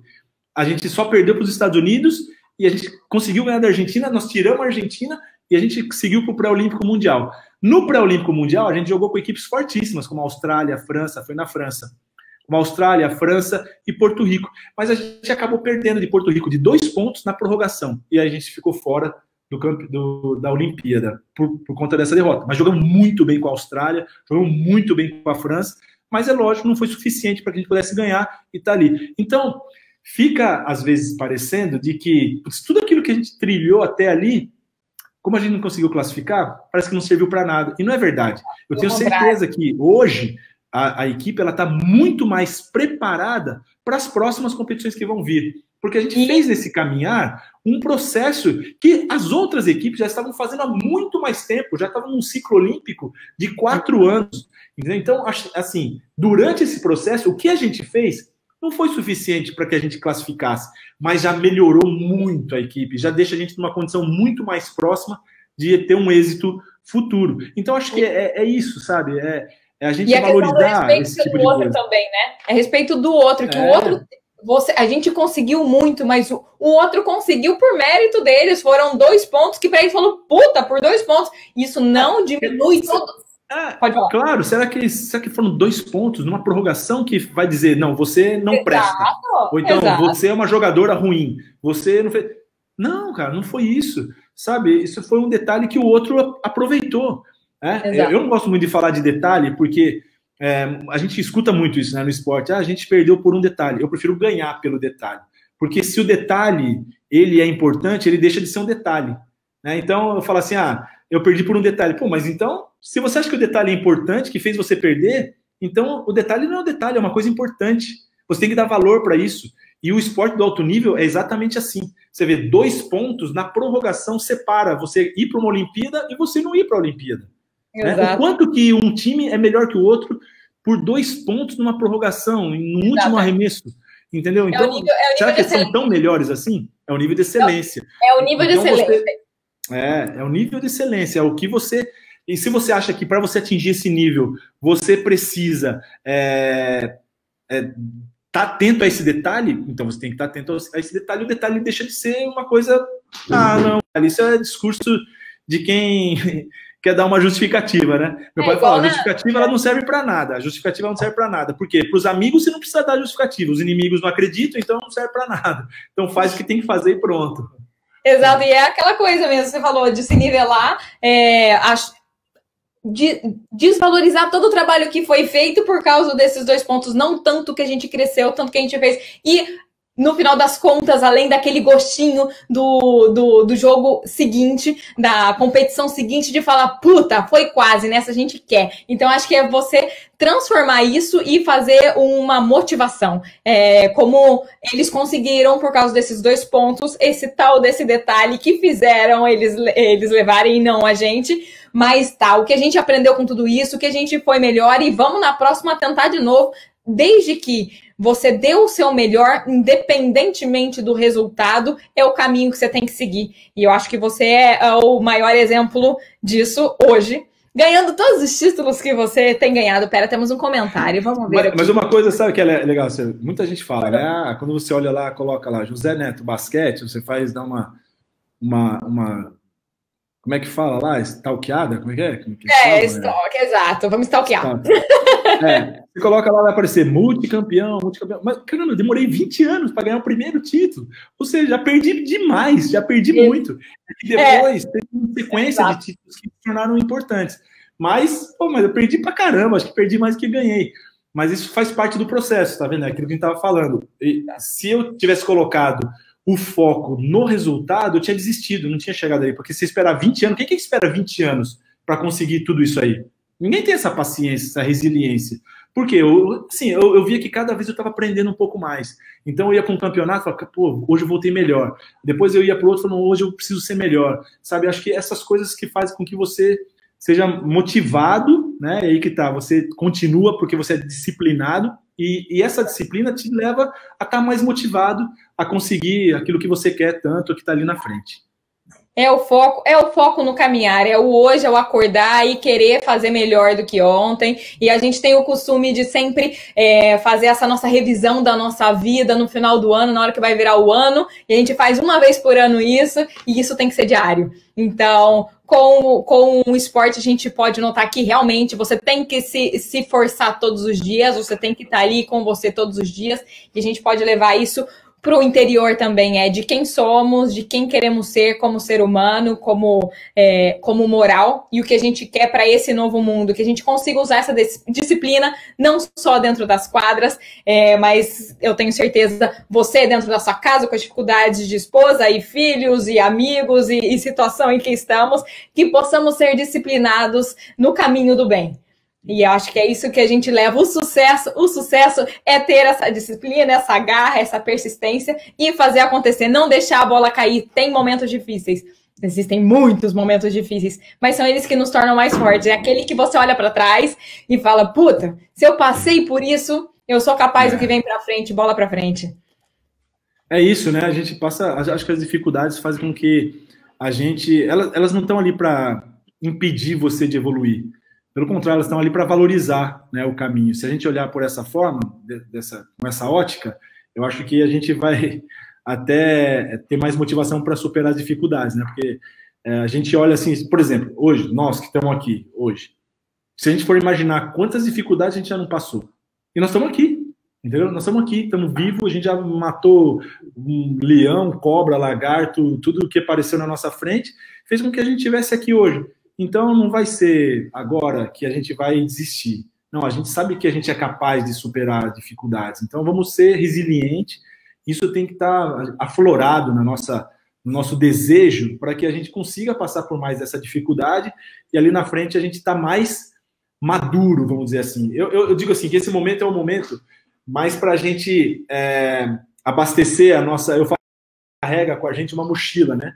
E essa mochila a gente vai colocando um monte de ferramentas que a gente vai precisar usar num momento de dificuldade, para que a gente consiga superar essa dificuldade. Então, que agora seja o momento da gente abastecer essa nossa mochila com as possibilidades e ferramentas para a gente poder lidar com essa dificuldade. Então, com mais resiliência, escutando, talvez aprendendo, né? Acho que agora seria, o Bernardo fala muito isso também, o Bernardinho, ele fala assim, a gente tem que estar com o nosso Learn Mode ligado aí, né? Tá no nosso Learn Mode. A gente tá, agora é o momento da gente aprender. Porque ninguém sabe ninguém viveu esse momento agora. Ninguém é uma coisa nova. Então, ele veio descarado. E o que é ótimo é que ele veio descarado. Gente, não é uma pessoa ou outra. Porque a gente estava muito vivendo nessa coisa louca de loucura do dia corrido. E agora é para todo mundo. É igual para todo mundo. Tá todo mundo no mesmo nível de... Acho que o seu tá meio travando, não. Tá no mesmo nível... Voltou. Tá no mesmo nível de loucura que teve que ser parada e agora você tem que rever tudo. Fazer valer a pena. Esse momento ele é novo para todo mundo. Você pode ficar sentado reclamando, ou você pode olhar e falar, pô, tá bom, então eu ganhei. Tem uma frase que eu achei o máximo, que é assim, a gente sofre muito mais na nossa cabeça do que na vida real. A gente cria tantos monstros dentro da nossa cabeça do que vai acontecer, do que pode acontecer, e no dia a dia, pô, você tá aqui dentro da sua casa, você tem comida para comer, você tem uma caminha quente, muita gente não tem, então só para, agradece, foca no que você pode fazer de bem e segue em frente. Isso que você falou é o que eu uso muito, é a questão do foco, né? Onde você coloca o foco? Diante de um problema, o que você foca? Você tem duas opções. Ou você foca no problema, ou você foca na solução. Só tem essas duas opções, né? Não tem outra. Aí, a escolha é sua. A escolha é sua, você escolhe. O que você quer? Se você quiser ficar focado no problema e ficar discutindo, como a gente diz aí, né, moendo o problema, você fica ali e fica moendo. Agora, se você pensar na solução e colocar o foco ali, ok, olha para o problema e fala, ok, eu sei que você está aqui, agora eu vou arrumar um jeito de sair daqui. Vamos passar para cá. Aí você coloca o foco aqui na solução e aí você trabalha em cima disso. Aí, talvez, você consiga resolver o problema. Porque com certeza absoluta, se você ficar com foco aqui, esse problema vai continuar, porque é o que você está valorizando. Exato.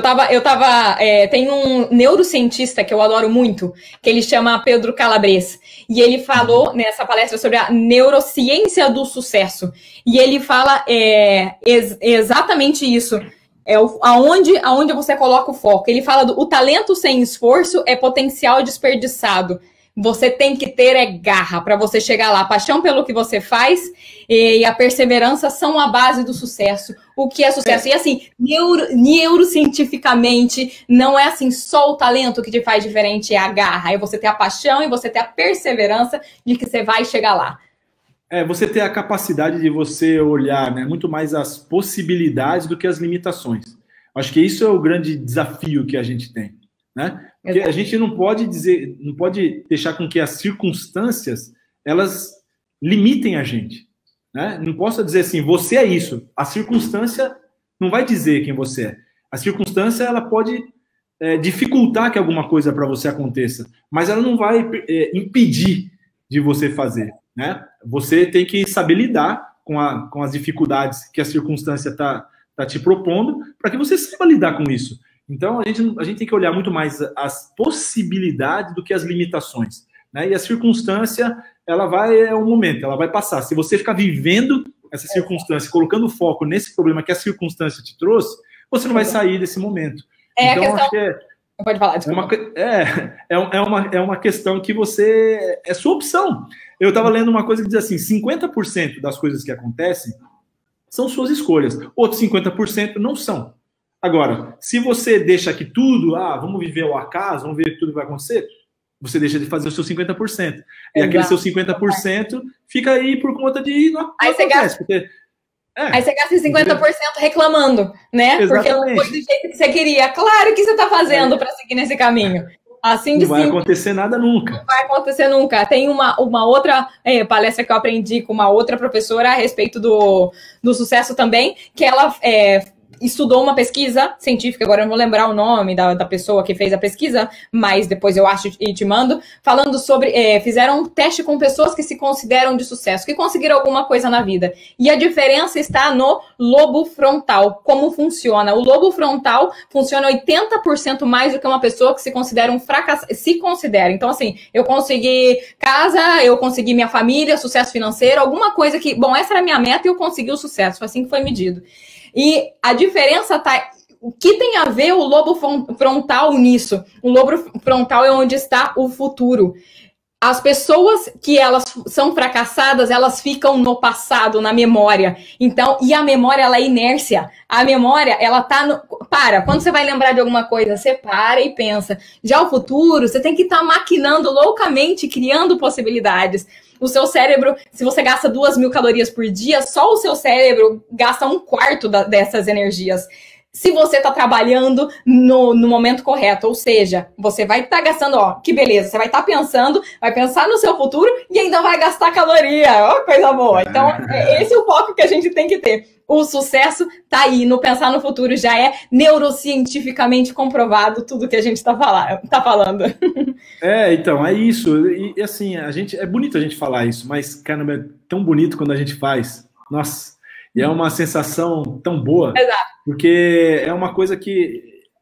Sabe que esses dias até a gente tava arrumando as coisas aqui, aí meu filho achou lá um lugar onde eu deixo as medalhas. Porque quando eu voltei do Japão, a gente tinha deixado as coisas tudo, a gente tava num apartamento, aí quando a gente voltou, e acabou que eu não arrumei todas as coisas como estavam, né? Então elas estão todas, algumas coisas ainda estão encaixotadas.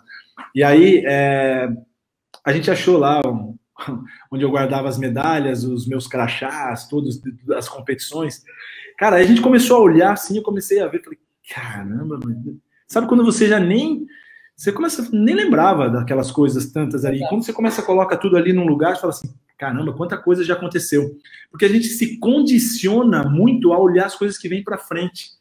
Né? Então, eu já estou pensando como que a gente vai conseguir para classificar para a próxima Olimpíada? O que a gente tem que fazer para conseguir classificar para o próximo Mundial? Então, as coisas assim, não que você não valoriza, você valoriza. E aí, quando eu estou meio assim, meio brocochô, que acho que todo mundo fica um dia, Opa, né? Aí eu vou igual. ali, dou uma olhadinha, eu começo assim, pô, já consegui fazer essas coisas, pera, eu não sou tão assim, né? Exato, Tão é aquela, incapaz, assim. Uma massageada no ego, né? exato, é importante isso. Começamos com a massageada no ego, finalizamos com a massageada no ego. É isso, temos que saber ser inteligentes. E assim, quando a pessoa é boa, não precisa ser falada. Ela não precisa falar, as pessoas só sabem. Já tá aí escancarado pro mundo. E é o que eu digo de você. Eu ia falar, olha que beleza, você ficou com a gente nesse dia de feriado, ficou em casa, mas você foi obrigada a ficar em casa porque a gente tinha que ficar em casa. De qualquer jeito. Mas foi prazeroso, foi um papo bacana. Imagina. Espero que todo mundo tenha gostado também, que espero que tenha contribuído com alguma coisa, né? Exato. Essa foi a intenção. Tem uma última pergunta que eu acho que eu posso deixar aqui. Neto, como você lida com o ego de alguns atletas que se imaginam estrelas? Como você mostra a importância dessa compreensão? Vamos finalizar com essa, você aqui. Essa é uma coisa que é complicada, porque isso aí está muito relacionado com o caráter, né? E é difícil você agir no caráter da pessoa, é muito difícil. Sem dúvida nenhuma, egos e vaidade são os vilões do êxito. Para você, assim, é difícil a gente achar uma fórmula de como você consegue ter êxito, né? Tão fidedigna. Mas uma forma muito fidedigna de você não ter êxito é você valorizando os egos e vaidades. Então é uma coisa que é complicada de você agir. Eu acho que é muito através do exemplo, né? Então acho que você, talvez demonstrando que dessa forma não está sendo benéfico para um objetivo, principalmente quando você trabalha em grupo.